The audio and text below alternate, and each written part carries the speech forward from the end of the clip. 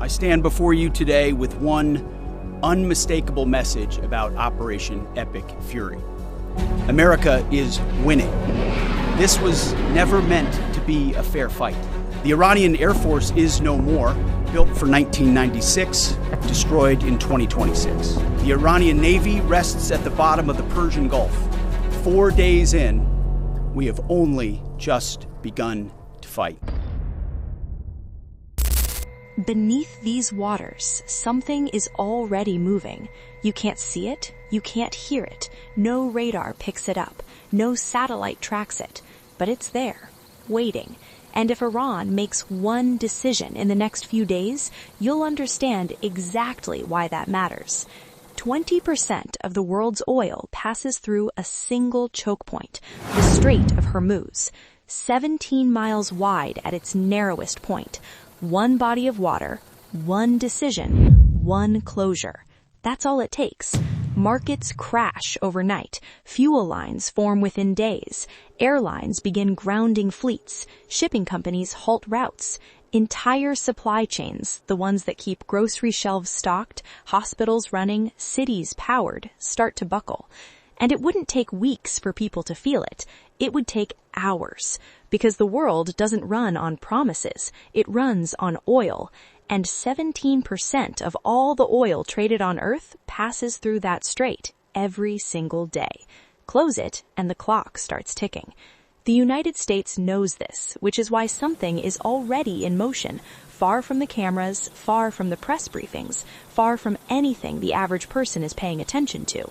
At sea, warships are repositioning across the Persian Gulf and the Arabian Sea, not all at once, not in a way that triggers headlines. Quietly, carrier strike groups adjusting their coordinates, destroyer squadrons moving into new patrol patterns, logistics ships pre-positioning fuel and munitions. To the outside world, this looks like routine naval movement, but military analysts reading these deployments know the difference between a patrol and a posture. And right now, the United States Navy is in posture, prepared, watching, waiting for the signal. But here's the part that almost nobody talks about. The warships on the surface, the press releases about carrier groups, the satellite images of destroyers cutting through open water. None of that is the real threat. None of that is what keeps military commanders up at night. What keeps them up at night is what they can't see. Submarines. Let that word sit for a moment, because when most people imagine naval warfare, they picture aircraft carriers, they picture missiles launching from deck, they picture fighter jets screaming off catapults. But in the modern era, in a conflict over the Strait of Hormuz, the weapon that could decide everything is the one you never see coming. Iran operates a submarine fleet, not the most advanced in the world, but advanced enough to sit silently beneath a shipping lane for hours, sometimes longer, advanced enough to track tanker movements from below the surface without ever being detected, advanced enough to position itself directly beneath the routes that the world depends on and simply wait. A submarine doesn't need to fire first. It doesn't need to announce itself. It doesn't even need to move. Its power comes from uncertainty. The moment an enemy commander suspects a submarine is in the water, every ship in that region becomes a liability. Tanker captains stop moving. Naval escorts become cautious. Routes that carried millions of barrels of oil per day suddenly sit empty. And the strait effectively closes, not because a single missile was fired, but because fear closed it first. That is the strategy. Presence without detection. Control without confrontation. And it works. Unless you know how to hunt them. This is where the exercise you're watching right now becomes something far more significant than a training drill. Because what the United States Navy is rehearsing in these waters is not simply a response to a submarine. It is the complete elimination of a submarine's only advantage, its invisibility.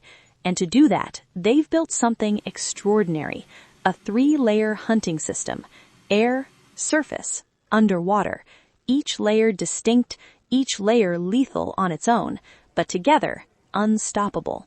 The first layer begins above the water. An SH-60 Seahawk helicopter moves into position over the target zone. From the outside, it looks calm, almost peaceful, a single aircraft hovering over open ocean. But beneath the rotor wash, the operation has already begun. The crew deploys sonar buoys, small cylindrical devices dropped in a calculated pattern across the surface. These aren't simple microphones. They're precision instruments designed to detect the specific acoustic signatures that a submarine cannot help but produce. Every vessel moving through water creates disturbances, pressure changes, thermal variations, micro vibrations that travel through the water column for miles in every direction.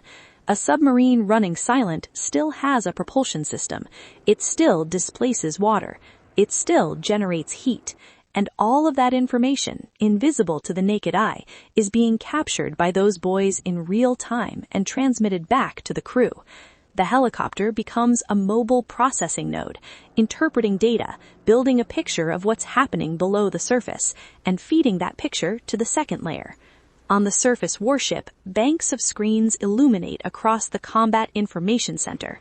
Operators sit in front of displays that look nothing like what civilians imagine, not simple radar rings with blinking dots, but rich, layered acoustic maps of the ocean. The ship's own sonar arrays extend deep beneath the hull, some towed behind on long cables, low-frequency systems that can sweep hundreds of square miles of ocean in a single pass. These systems don't just listen for noise, they listen for patterns. They compare what they're hearing now against what the ocean normally sounds like. Every deviation matters. Every anomaly is logged. Every reading that doesn't fit the baseline profile is flagged for analysis. It's not about catching a loud sound. A modern submarine running at minimal speed is almost completely silent. It's about catching the absence of silence, that brief, barely perceptible moment when the ocean's natural sound environment shifts by a fraction, and something that was invisible suddenly casts a shadow. The warship's operators track that shadow and feed its coordinates both to the helicopter above and the third and most lethal layer below. Beneath the surface, the U.S. Navy's own submarine is already moving, and this is where the operation shifts from impressive to terrifying, because there is no more effective weapon against a submarine than another submarine. Both vessels are operating in the same environment, both invisible to the outside world, both running at depths where no surface sensor can reach them directly. But one is hunting, and one is hunted. The U.S. submarine carries the most advanced passive sonar arrays in the world. It doesn't emit sound, because emitting sound reveals position.